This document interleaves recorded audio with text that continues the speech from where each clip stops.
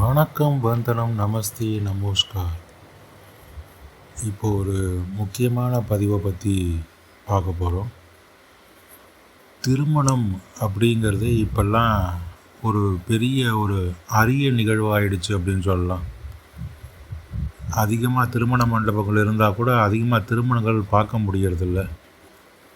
அதுக்கு காரணம் இந்த ஆண் பெண் வேறுபாடை மட்டுமே வச்சுக்கிட்டு திருமணம் நடந்ததெல்லாம் அந்த காலத்தில். ஆனால் இப்போ ஏகப்பட்ட விஷயங்கள் பார்க்கப்படுது. அதுலேயும் குறிப்பாக சொத்து மதிப்பு ஆணுக்கு எவ்வளோ இருக்குது, பெண்ணுக்கு எவ்வளோ இருக்குது அப்படிங்கிறத பார்த்து கல்யாணம் பண்ணுறாங்க. சொத்து மதிப்பு ஈக்குவலாக இருந்தால் தான் கல்யாணம் பண்ணணும் அப்படிங்கிறாங்க. பெண் வீட்டார் சொத்து மதிப்பு ஆணுக்கு அதிகமாக இருந்தால் தான் கல்யாணம் பண்ணணும் அப்படிங்கிறாங்க. இப்படி இந்த காசை வச்சு திருமணங்கிற ஒரு பந்தத்தையே முறிச்சுக்கிட்டு வராங்கன்னு சொல்லலாம். அதனால தான் இப்போ பார்த்திங்கன்னா லிவிங் டுகெதர் அப்படின்லாம் சொல்லி ஆணும் பெண்ணும் பெரிய நகரங்கள்லாம் சேர்ந்து வாழ ஆரம்பிச்சிட்டாங்க. இது ஒரு மிகப்பெரிய சிக்கல் தான். ஏன்னா திருமணம் அப்படிங்கிறது ஆண் பெண் வேறுபாடு கொண்டதுனால திருமணம்னு ஒன்று வச்சாங்க. ஆனால் அதை இப்போ என்ன பண்ணிட்டாங்கன்னா காசை வச்சு வேறுபாடு சொல்லி அந்த வேறுபாடு சரியில்லை, ஆம்பளைக்கு காசு குறைவாக இருக்குது, பொம்பளைக்கு காசு அதிகமாக இருக்குது, சம்பளம் அதிகமாக இருக்குது அப்படின்லாம் சொல்லி இந்த காசு வேறுபாடை வச்சு பேச ஆரம்பித்ததுலேயே திருமண பந்தம் முறிய ஆரம்பிச்சிருச்சு அப்படின்னு சொல்லலாம். ஐடி கம்பெனியில் வேலை பார்க்கணும், போஸ்ட் கிராஜுவேட் முடிச்சிருக்கணும், வெளிநாட்டில் வேலையில் இருக்கணும், 40,000க்கு மேலே சம்பளம் சம்பாதிக்கணும் அப்படின்னு சொல்லி ஏகப்பட்ட ரெஸ்ட்ரிக்ஷன்ஸை பெண் வீட்டார் போடுறதா ஒரு தகவல். பிள்ளை வீட்டாருக்கு இப்போ வேறு வழியே இல்லாத நிலைமை ஏற்பட்டு போச்சு. ஏன்னா திருமணத்தை பொறுத்தளவில் அவங்களுக்கு இன்றைக்கி இப்போ ஒரு பேரிடினே சொல்லலாம். நிறையா வீட்டில் பார்த்திங்கன்னா ஆண்கள் திருமணமாகாத ஆண்கள் 40 வயசில், 45 வயசில், 35 வயசில் நிறையா பேர் இருக்காங்க. இதுக்கு காரணம் என்னன்னு பார்த்திங்கன்னா நிறைய டிமாண்ட் பண்ணுறாங்க பெண் வீட்டில்.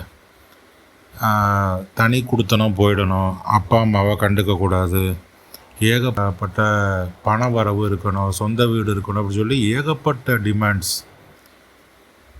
இதெல்லாம் இன்றைக்கி ஆண்களுக்கு ஒரு பேரிடியாக விழுந்திருக்குன்னு சொல்லலாம். நிறைய ஆண்களுக்கு திருமணம் ஆகலை, நிறைய பெண்களுக்கும் நிறையா திருமணம் ஆகலை. ஆனால் பெண்கள் ரொம்ப பாப்புலேஷனில் குறைவாக இருக்காங்க அப்படிங்கிற ஒரு விஷயமும் இருக்குது. இன்றைக்கி பள்ளிக்கூடங்களில் பார்த்திங்கன்னா மாணவர்களுடைய எண்ணிக்கை ரொம்ப குறைஞ்சி போயிருக்கு. நிறையா பள்ளிக்கூடங்களில் மாணவர்கள் எண்ணிக்கை மிகப்பெரிய அளவில், முன்னெல்லாம் பார்த்திங்கன்னா ஒரு 10 வருஷத்துக்கு முன்னால் 2000 பேர் இருந்தாங்கன்னா இப்போ 500 பேர், 700 பேர், 800 பேர் தான் இருக்காங்க. இது பாப்புலேஷன் ரொம்ப குறைவாக இருக்குது அப்படின்னு சொல்லலாம். அப்போ என்ன காரணம்னு பார்த்திங்கன்னா திருமணம்னு ஒன்று நடக்கிறதுக்கே இன்றைக்கி ஒரு மிகப்பெரிய கேள்விக்குறியாக இருக்குது. ஆண் வீட்டார்கிட்ட பெண் வீட்டார் மிகப்பெரிய டிமாண்டை வைக்கிறாங்க, ஆண் வீட்டார் ஸ்தம்பித்து நிற்கிறாங்க. அதெல்லாம் அவங்களுக்கு ஒரு மிகப்பெரிய சிக்கலாக இருக்குது. அதனால் திருமணமே நடக்க மாட்டேங்குது. சரி, இது இந்த காலத்தில் நடக்கக்கூடிய நிகழ்வு.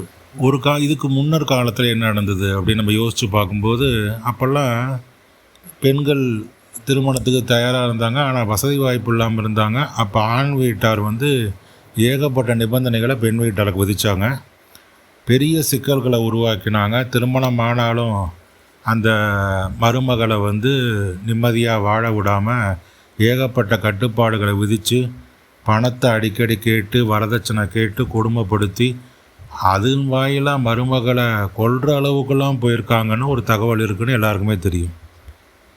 இப்போ ஆண் வீட்டாருக்கு ஆண்கள் இருக்கக்கூடிய வீட்டில் திருமணம் நடக்கலைன்னு சொல்லி பேரிடின்னு சொல்கிறோம். ஆனால் திருமணம் நடந்த முற்காலத்தில் என்ன பண்ணாங்க பெண் வீட்டார் அப்படின்னா, பெண் வீட்டாரெலாம் அப்போலாம் ரொம்ப பேச முடியாது, ரொம்ப ஒரு பிரச்சனையான விஷயம்.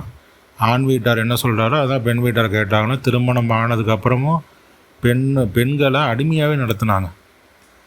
அதிகமாக பேச விட மாட்டாங்க, செயல்பட விட மாட்டாங்க, அவங்க சொல்லதான் நியாயம்னு சொல்லி ஆண் வீட்டார் பெண்களை அடக்கி ஆண்டாங்க. அதனுடைய அடுத்த நிலை இப்போ நம்மளுக்கு ஏற்பட்டிருக்குன்னு சொல்லலாம். தான் சொல்கிறாங்க, every action will have an equal and opposite reaction அப்படின்னு சொல்லி. அவங்க முதல்ல பெண் வீட்டார்லாம் அடங்கி போனாங்க, பெண்களும் அடங்கி போனாங்க, அது ஆக்ஷன். இப்போ அதோடைய விளைவு என்ன ஆகிடுச்சின்னு போயிட்டேன்னா, திருமணமே வேண்டாம், திருமணம்னு சொன்னாலும் 1000 நிபந்தனைகளை பெண் வீட்டார் விதிக்க ஆரம்பிச்சிட்டாங்க. ரியாக்ஷன் வந்துருச்சு. அப்போ ஆரம்ப கட்டத்தில் பார்த்திங்கன்னா ஆண் வீட்டாருடைய கை ஓங்கி இருந்ததுன்னு சொல்லலாம். இப்போ பெண் வீட்டாருடைய கை ஓங்கி இருக்குது.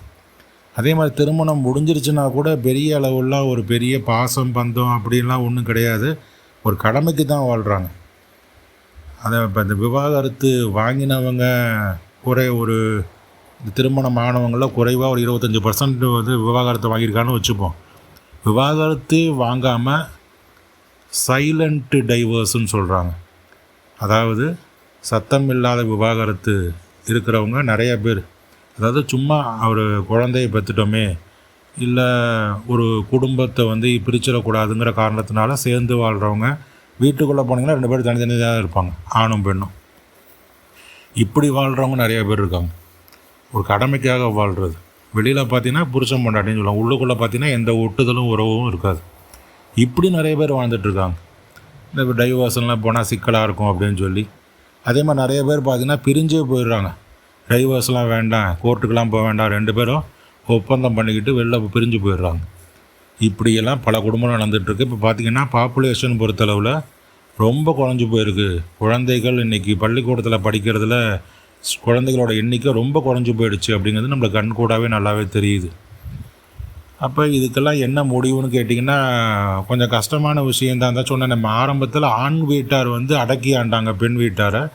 இப்போ பெண் வீட்டார் நிபந்தனைகளை போட்டு ஆண் வீட்டாரை அடக்கிட்டாங்க. இப்போ ஆண் வீட்டாருக்கு திருமணமே ஆகாமல், பல ஆண்களுக்கு திருமணம் ஆகாமல் சுற்றிக்கிட்டு இருக்காங்க. அதனால் பெண் வீட்டாரும் பாதிக்கப்படுறாங்க. இருந்தாலும் பரவாயில்லன்னு டிட் ஃபார் டேட் எடுத்துகிட்டு இருக்காங்க. இது என்ன சொல்ல முடியும்?